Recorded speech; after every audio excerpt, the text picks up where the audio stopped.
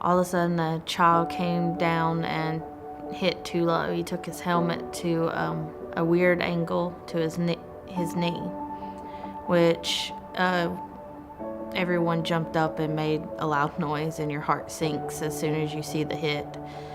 And he hit the top piece of his tibia that attaches to his ACL, which caused his ACL to flip around.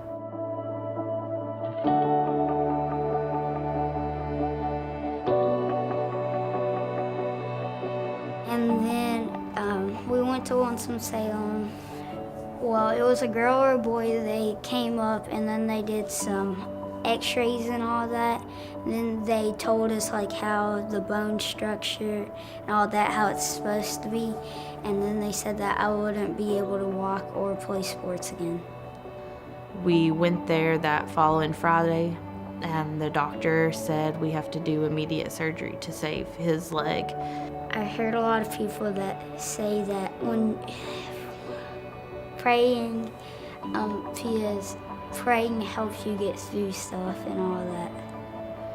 And that God will always be there with you. Terrance prayed every single night. And at one moment, his knee started bending again, and a little bit more than normal. And he said that he knew it was God that helped, since the ortho and everyone else at the rehab center said he wouldn't play again and it wouldn't bend anymore. He knew that it was only in God's will for him to be able to play and to help him. So we think of it as there's a purpose for everything, even though at that moment we thought everything was ending when we saw him hurt and crying and in a wheelchair and not being able to do anything in school and struggling to even to do his homework because he got so depressed because he knew he was in a wheelchair and stuck and couldn't do anything on his own. There was a reason that he was hurt. So he would pray and pray every single day, more and more. And he said that it was his time, that he knew that he wanted to accept God into his heart.